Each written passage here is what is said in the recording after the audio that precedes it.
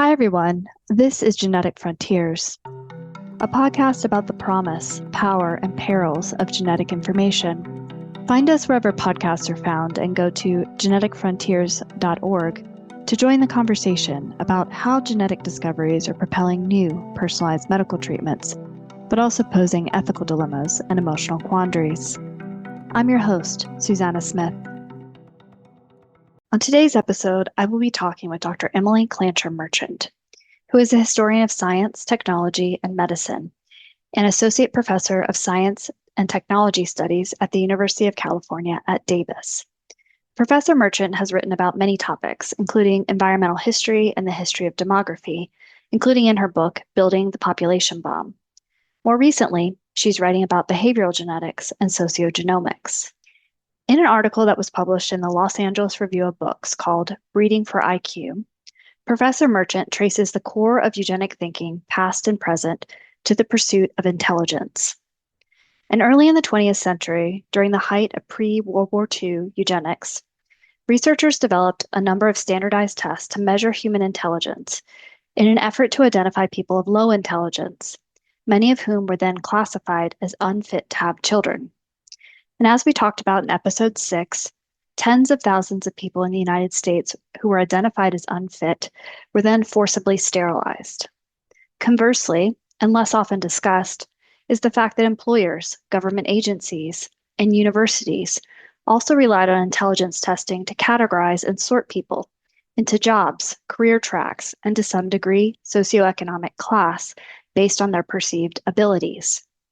And many of those intelligence tests are still used today, despite widespread criticism that they are inherently biased and a lack of scientific consensus on what they actually measure, or even how we should define human intelligence. And culturally, the idea that human intelligence is fixed, biological, and inheritable persists. And there is a growing movement vocally supported by Elon Musk and other tech elites pushing for couples, specifically couples that are well-educated, wealthy, professionally successful, largely straight and white, to have more children, using genetic technologies like in vitro fertilization with polygenic embryo screening to select embryos that will produce, quote-unquote, more intelligent children. Professor Merchant points out, though, that as of 2012, scientists have found no specific genes with any bearing on intelligence in the normal range, and no variants that increase intelligence. And at least 4 subsequent genome-wide studies have tried to establish links between people's genetics and their educational attainment. And educational attainment, or the number of years a person goes to school, was slotted in by researchers as a rough, albeit questionable proxy for intelligence, because data on educational attainment was easier to collect than measures of intelligence for a large population.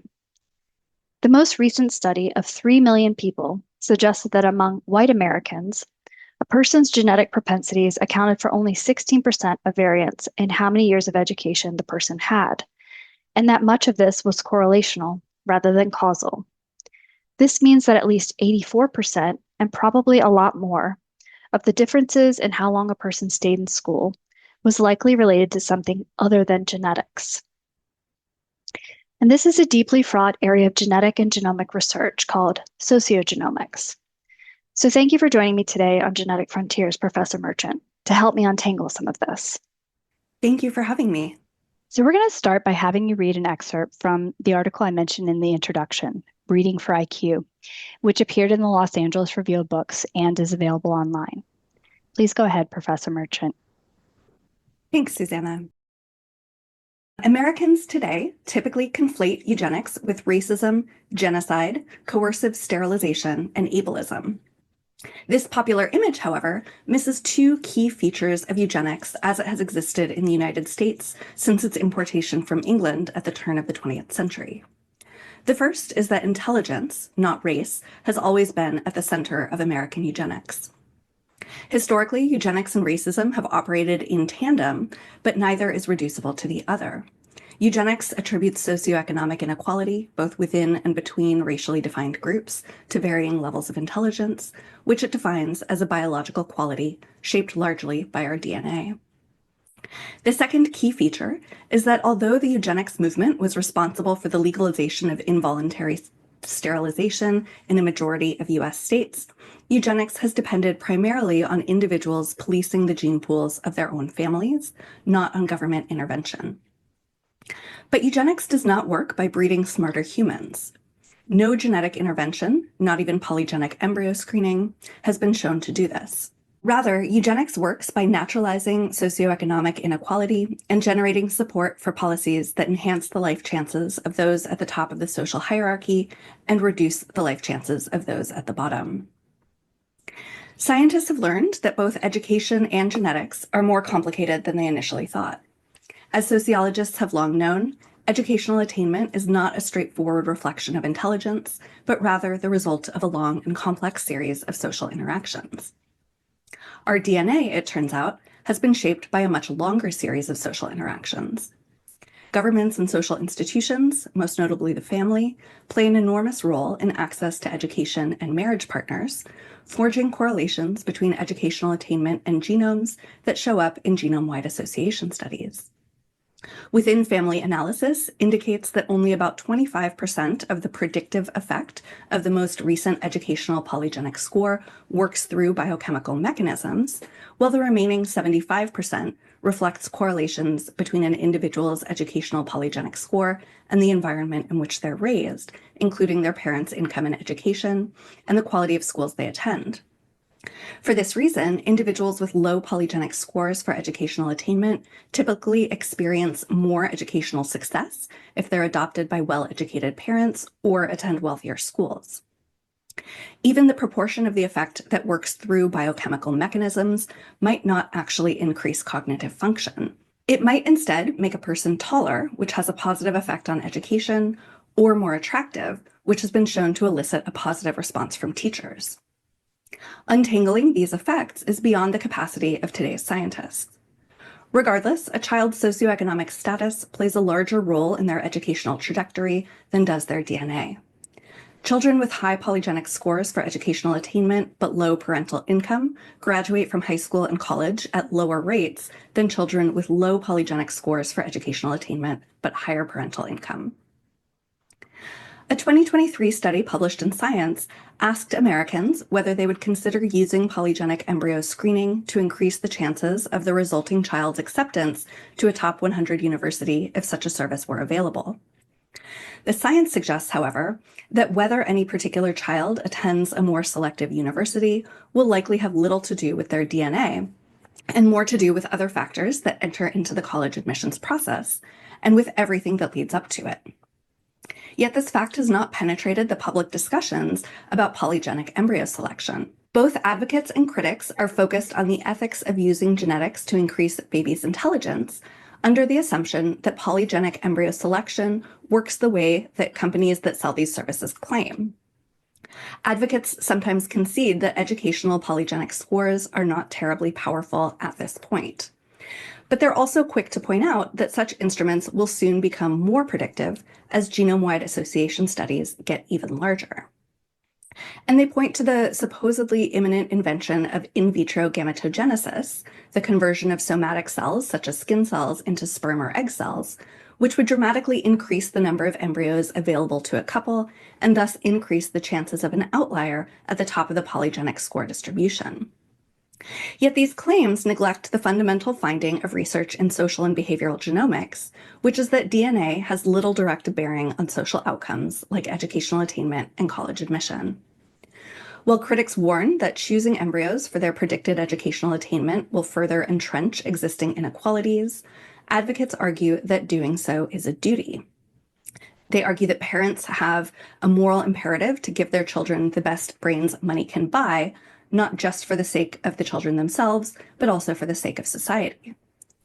But by assuming that polygenic embryo screening will one day work as claimed, even if it doesn't do so yet, both sides are buying into and thereby furthering the larger eugenicist project of attributing socioeconomic inequality to genetic variation. It's unlikely that larger genome-wide association studies, more precise polygenic embryo screening, in vitro gametogenesis, or even germline genome editing will make our society more like the one portrayed in the 1997 film Gattaca. What could bring us there, however, is widespread adoption of the belief that intelligence is primarily genetic and that it can be altered through polygenic embryo screening and CRISPR. Eugenics has never worked primarily by producing more intelligent babies. Instead, it has worked by creating the illusion that intelligence is primarily genetic, absolving governments of responsibility for ameliorating social inequality. The illusion leads to policies that enhance the life chances of those who are already privileged, while further diminishing the life chances of those who are not. Thank you for sharing a bit of your work. So you mentioned in that overview that survey research about Americans' views on polygenic embryo screening, and whether they would use that to select for more intelligent offspring. Is this something only pursued by people with fringe views? What does the research show? It's impossible to know how many people are actually using polygenic embryo screening to try to select for intelligent offspring because this practice occurs in a DIY fashion, as I described in the LA review. But I would guess that the number is very, very small. About a year ago, CNN reported that 2% of all births in the United States result from IVF, which is a prerequisite for polygenic embryo screening. This is already a tiny fraction of all births, and the vast majority of people who use IVF don't do polygenic embryo screening at all. So those who are doing it to increase their children's intelligence are a tiny fraction of a tiny fraction. But also about a year ago, an article in Science, which I mentioned in the LA review, claimed that a sizable proportion of Americans would seriously consider polygenic embryo screening for intelligence if it were more widely available. This finding was based on a nationally representative survey in which participants reported an average likelihood of use of 43%. Yet I have trouble taking this finding seriously because participants were misled in two ways. First, they were told that polygenic embryo screening could increase the chances of their child attending a top 100 college from 3% to 5%, but there's no evidence that this is true. Second, half of participants were told that 10% of people like them were already using the technology, while the other half were told that 90% were already using it. Both figures are gross overestimates, and as the researchers found, people were more likely to consider polygenic embryo screening for their own children if they thought more people were already using it. By falsely representing the efficacy and prevalence of this technology to research participants, the scientists who did the study artificially inflated their estimate of the percentage of Americans who would consider using polygenic embryo screening to increase their children's intelligence. At this point, I would say that polygenic embryo screening probably is only pursued by people with fringe views, but if it becomes more widely available, and if more people begin to use it, that will probably change. Yeah, it's fascinating, sort of the cyclical response of that. If it becomes more widely available, more people will use it, and then they'll feel the social pressure that more people are using it, so more people will use it, right? Exactly. So we mentioned in the introduction this other form of passive eugenics, of using intelligence testing to sort people into jobs, potentially for higher education or other forms of career advancement. What do you think are the long-term repercussions that might extend even into today of that form of passive eugenics? Yeah, so I want to answer that question by taking a step back to think about what intelligence testing is actually evaluating. Because, throughout everything that I've been saying, I've been kind of taking this term intelligence for granted. So in 1924, the psychologist Edwin Boring famously said that intelligence is what intelligence tests test. And these days, psychologists will tell you something different. They'll tell you that intelligence tests measure the capacity for abstract problem solving. But really, it remains true that intelligence is what intelligence tests test. So then the question becomes, well, what do intelligence tests test? The first intelligence tests were developed in France in 1905. The idea was to identify children who had fallen behind in school so that they could receive remedial education and most likely catch up to their peers. But when intelligence testing came to the United States, that was when the psychologists who developed it and implemented it really saw it as a test of innate genetic ability. And these were followers of Francis Galton. So they're seeing intelligence through the biological model of socioeconomic status that I described earlier. So they're really seeing intelligence as the capacity to achieve socioeconomic status. And so that's what intelligence tests tested. They were standardized on middle-class white children. And so and some of the questions were very overtly about testing adherence to middle-class norms and aesthetic preferences. And so what intelligence was at the time, what it was thought of was the kind of biological capacity to achieve high socioeconomic status. And intelligence tests have changed over time. The kind of rationale for them has changed over time, but the ways that they've been standardized and implemented has continued to reflect those assumptions. After World War I, intelligence testing became an industry. Psychologists sold intelligence tests to school districts, to businesses, and intelligence testing became the standard way of gatekeeping entrance into educational opportunities, occupational placements. And so it was actually that kind of large scale implementation of intelligence testing that further aligned high intelligence with high socioeconomic status. So it's so circular, I think, the logic of intelligence testing of who can do well on intelligence tests is who can move up the socioeconomic ladder, or at least achieve middle class, which then invariably the middle class is most likely to test well, slash potentially people who are higher class. Why are we still using intelligence testing today? Why are we still using intelligence testing? That's a great question. So in the 1970s, intelligence testing became a target of the civil rights movement. Opponents of intelligence testing, particularly civil rights advocates, saw that intelligence testing was really stacked against poor children, children of color. It then tracked them into lower level education tracks, which then kept them trapped into lower socioeconomic status categories. Companies began to use, after the passage of the Civil Rights Act, companies began to use intelligence testing to do racial discrimination without overtly doing racial discrimination. So intelligence testing became a target of the civil rights movement. It was challenged in court. Several states stopped using intelligence testing in their public educational programs. And the use of intelligence testing by employers was limited by the Supreme Court. And so since then, intelligence testing has not been used nearly as much as it had been before.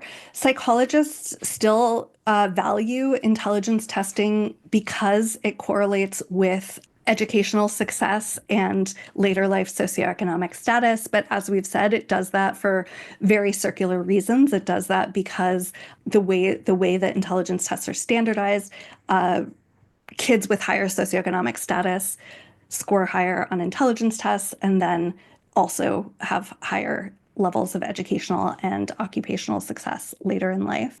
One thing that intelligence tests are used for today is actually to measure impairment. So in the NFL, there's recently been a lot of concern about the head injuries that football players get, causing cognitive damage. And so intelligence testing is one way to measure the cognitive damage that football players have suffered. But initially, when football players started receiving compensation for this cognitive damage, the NFL assumed that white players started out with higher levels of intelligence than Black players. And Wow. so, yeah. And so white players did not need to show as much of a loss of IQ as Black players did in order to receive the same levels of compensation. So intelligence testing still gets used and I think that's been remedied, but intelligence testing still gets used in very overtly racist ways today. That's stunning. How could you even measure loss of anything if you don't measure the individual's starting point? whether you value Exactly. intelligence testing or not. Exactly. And they hadn't measured the starting point. Wow, that's crazy. So you've written about in the field of sociogenomics, there have been largely indeterminate findings so far, and you've said that this has fueled new eugenic projects. Can you talk a little bit more what you mean by that? Yeah. The new eugenic projects that I've been concerned with in my own research are those that use polygenic scores for educational attainment, either to select embryos in the IVF process, as we just discussed, or to allocate scarce resources. The history of science that leads up to these new eugenic projects and that underpins them is a history of scientists increasing awareness of genetic indeterminacy. When intelligence testing was first developed at the beginning of the 20th century, the psychologists who brought it to the United States believed that IQ scores were entirely determined by genetics. Education scholars pushed back on those claims in the 1920s, demonstrating that education could increase a person's IQ score. In response, psychologists embraced the concept of heritability, which quantified the proportion of variance in intelligence in the population that's due to genetic variation rather than environmental variation. Initially, they estimated that heritability number at about 80%. So between the 1920s and the 1960s, the proportion of variance in intelligence that scientists attributed to genetics fell from 100% to 80%. In the 1970s, scientists found out that much of the data that had contributed to that 80% figure had been falsified, so they had to collect new data, which reduced the estimate of the heritability of intelligence to about 50%. But by the end of the 20th century, it had also become clear that heritability estimates were not terribly meaningful. Heritability estimation doesn't include any kind of analysis of DNA. So even though scientists attributed 50% of the variation in intelligence to genetic variation, they had no idea which genetic variants might be responsible. After the completion of the Human Genome Project, scientists tried to identify specific genes that influenced intelligence, but by 2012, they realized that this candidate gene approach just wasn't going to work. That's when scientists turned to genome-wide association studies, which are familiarly known as GWAS. So that's the acronym I'll be using. The problem with GWAS is that they required an enormous quantity of data, and there simply weren't enough data to power a GWAS of intelligence, so sociogenomicists shifted their attention to educational attainment. After about 10 years, they were able to amass a data set that included over 3 million people, and were able to find genetic variants that accounted for about 16% of the variance in educational attainment among white Americans. So now we've gone from a 50% figure for the heritability of intelligence at the beginning of the 21st century to only 16% of the variance being accounted for by actual genetic variants in 2022. But even that 16% included variants that simply correlate with a person's childhood environment and don't have any kind of biological effect on anything related to education. Once environment is held constant, genetic variants can account for only about 5% of the variance in educational attainment. So over 125 years of research, belief in the complete genetic determination of intelligence has given way to a situation in which it now appears that upwards of 90% of the variation in educational attainment is probably environmental in origin. Yet also over the past 30 years or so, popular genetic determinism has grown. So even as the research has shown more and more indeterminacy, the general public and even scientists themselves cling tightly to the belief that more genetic influences on intelligence and education will soon be found. And it's this belief that fuels today's eugenic projects. That's stunning, just sort of the complete turnaround in what we know scientifically about the heritability of intelligence. So, even though scientists are increasingly finding that less and less of what we might call our intelligence is predicted by our genetic makeup, how do you think these ideas about who is smart or intelligent play out in how American society is structured and how it runs today? The core idea behind eugenics is that the existing social structure is a product of nature, that people have different abilities, and that society has this kind of economic rationality that slots people with higher abilities into more important jobs that then get paid more. And so it's this biology plus economics that is at the root of our existing social structure. So it's biological variation filtered through this kind of economic rationality. And eugenics always takes that economic rationality for granted. It's really just an unspoken assumption behind eugenics. And then eugenics itself focuses on that biological variation. And so that's kind of, those are the scientific assumptions behind eugenics.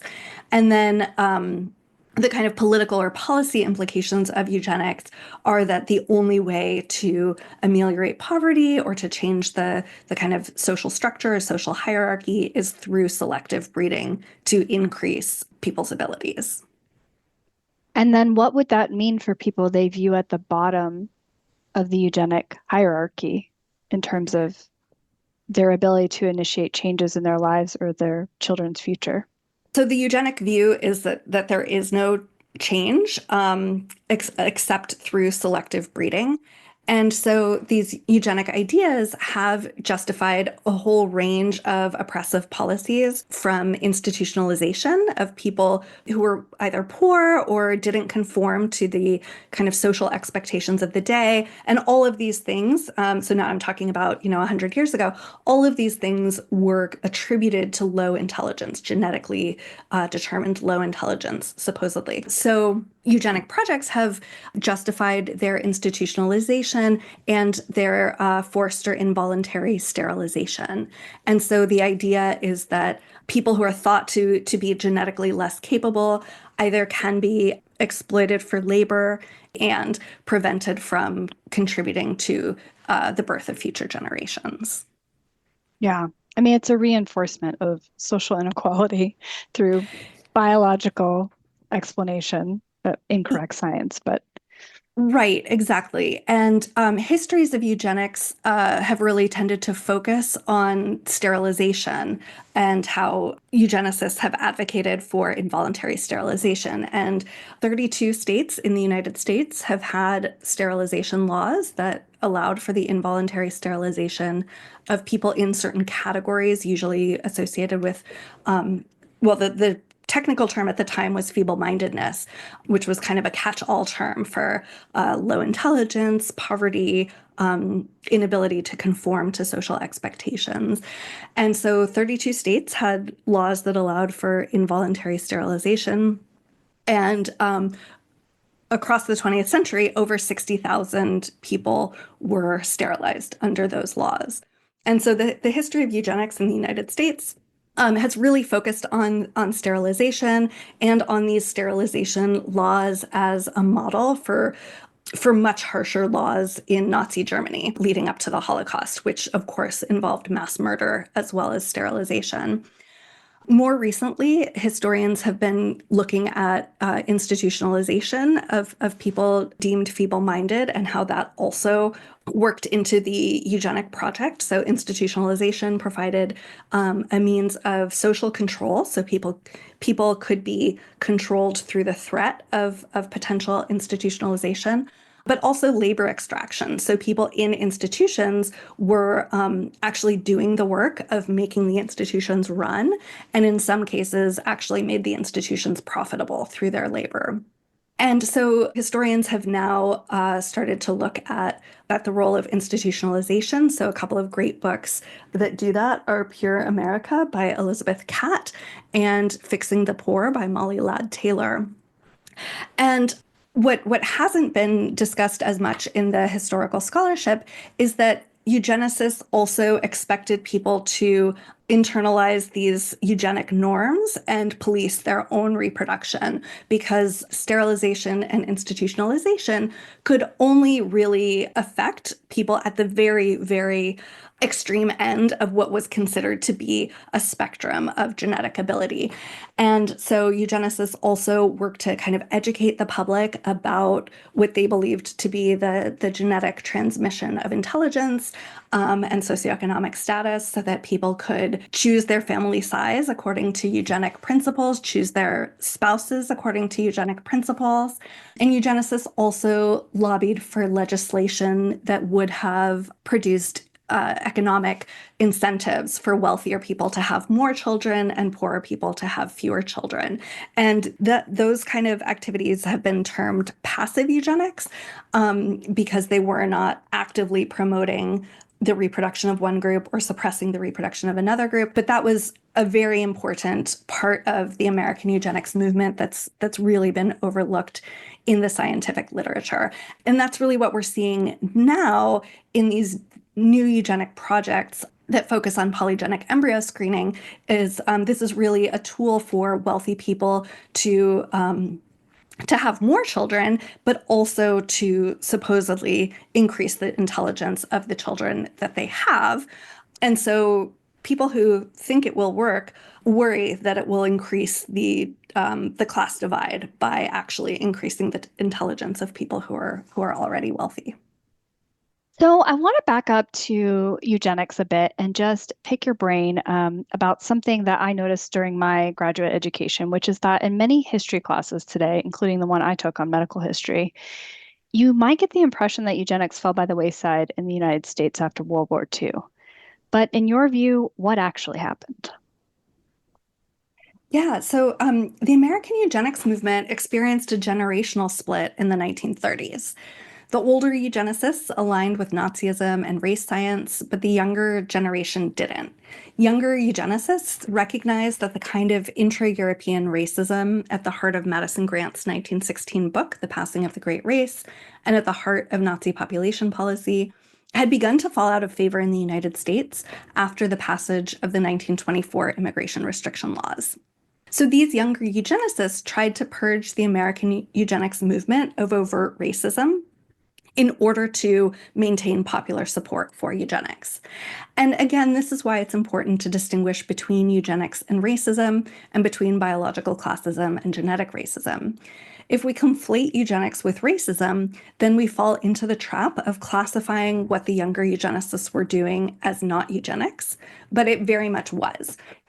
These younger eugenicists, they continued to call themselves eugenicists, and they even argued that what the older eugenicists were doing and what the Nazi government was doing, that was not eugenics. They saw themselves as the true eugenicists and the others as false claimants to the term. So for the younger eugenicists, their eugenics focused on biological classism. Their aim, as I talked about a little bit earlier, was to increase births among wealthier Americans and reduce births among poorer Americans.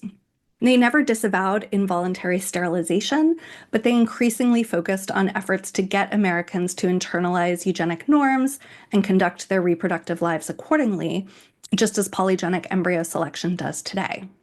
After World War II, the eugenics of the older generation was discredited, but the eugenics of the younger generation was not.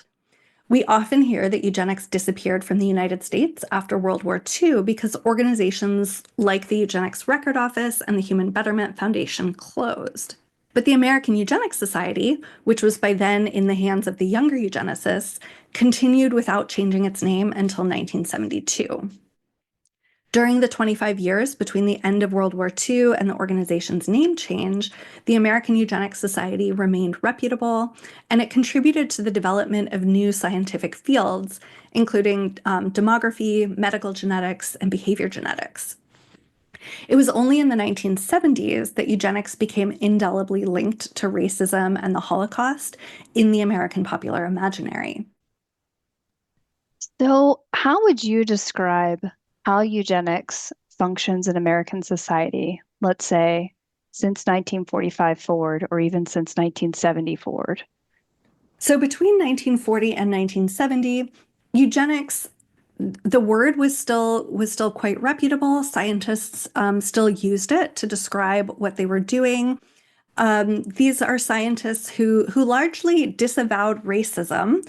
They still clung to some racist ideas, including related to genetics, but they disavowed racism. They said that what they were doing wasn't racism, but that they understood intelligence and socioeconomic status to have a biological basis, and they favored various policies and other mechanisms that would promote the reproduction of wealthier people at the expense of poorer people.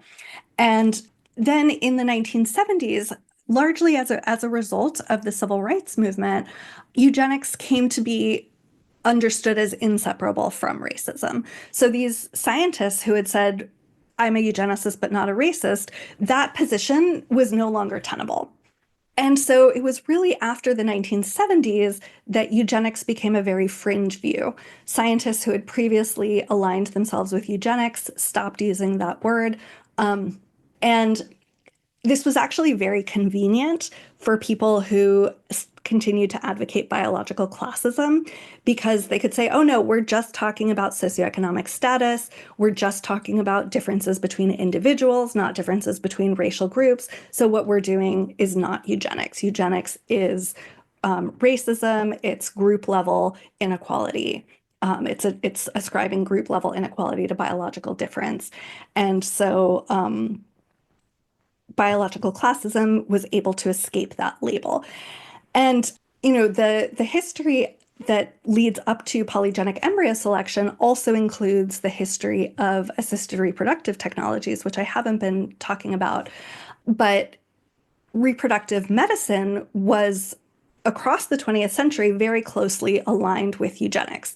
So fertility doctors very openly said that they were promoting eugenic aims. So up until the 1970s, if somebody needed a sperm donor, it was the doctor who would select the donor, and they would often select a donor explicitly with the person's intelligence in mind as a way to supposedly produce a more intelligent child. After the 1970s, fertility medicine became a consumer industry. So the sociologist Laura Mamo calls it Fertility Inc. So fertility medicine became a big business. It became a consumer industry, but it still retained this eugenic focus. But now eugenics by then had become associated with racism. So if the fertility industry was now focused on the intelligence or educational attainment of sperm or egg donors, that was no longer seen as eugenics. So this redefinition of eugenics in the 1970s really allowed projects that had been previously understood as eugenics to escape critique, to continue on, but escape critique. How do you see that playing out today? So polygenic embryo screening is really, just a more extreme form of older versions of eugenically oriented assisted reproductive technologies. So now you're not choosing a sperm donor on the basis of their intelligence. You're choosing an embryo on the basis of its expected educational attainment or its expected intelligence. And interestingly, some of the advocates of this kind of polygenic embryo screening, the advocates of this are now embracing the eugenic label. They're saying, oh yeah, what we're doing is eugenics, but really all embryo selection is eugenics. So people who are doing in vitro fertilization can choose to also do pre-implantation genetic diagnosis. This is not polygenic embryo screening. This involves testing embryos to see if they have any chromosomal anomalies or if they have specific genes that are known to cause disease. And that's been kind of a routine part of in vitro fertilization for a long time. So now the advocates of polygenic embryo screening are saying, oh yeah, this is eugenics, but that was also eugenics. And we're all eugenicists and we just need to accept it and embrace it. But other folks, the folks who are advocating polygenic embryo selection, but saying that it's not eugenics, they're saying, oh no, this is just, individuals making individual choices on the basis of their own values in the privacy of a medical clinic, and really trying to distance themselves from that eugenic label by associating eugenics with state control over reproduction, with involuntary sterilization, with racism and genocide. But as we've seen in the history of eugenics that I've described here, eugenics always included both. It always included the individual internalization of eugenic norms and relying on individuals to make individual decisions that then would have an effect at the population level. So for our listeners, many of whom work in the field of genetics and genomics or in clinical care, research, or academia, Why do you think it's important for these professionals to think critically about conversations happening today about genetics and science in today's political climate? I think it's more important than ever to think critically about the claims that are being made on behalf of eugenics, to question who's making the claims, for what purpose, on the basis of what evidence. So a lot of these claims are being made by people in the biotech industry who are selling a product, and that's really important to recognize. We've seen recently a resurgence of the kind of overt genetic racism that had gone out of fashion in the previous century. And we've even seen a resurgence in older forms of scientific racism that focus on purity of blood rather than genetic frequencies. So, genetic racism is just one form of scientific racism, and we're seeing the resurgence both of genetic racism and of other forms of scientific racism. And these ideas, kind of take shape in anti-immigrant sentiment and in the pro-natalist movement, which promotes reproduction in general, but especially among well-off conservative white Americans. But the trends leading toward polygenic embryo screening have been brewing for much longer, and I was kind of getting at that with the commercialization of fertility medicine. But these trends, they include biological classism, which, as I suggested, has never been adequately challenged.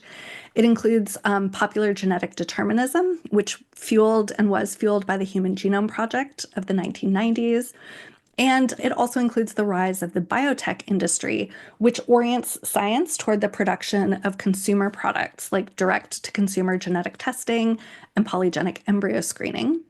Influences also include the decline of the welfare state, which has increasingly made individuals responsible for managing their own medical risk and enhancing their own human capital. So while the current political climate has definitely made racism and eugenics great again, this process has been part and parcel of the rise of neoliberalism since the 1970s. So that's the rise of market fundamentalism, the hollowing out of the welfare state, and really the focus on business and the private sector as the kind of organizational node for society.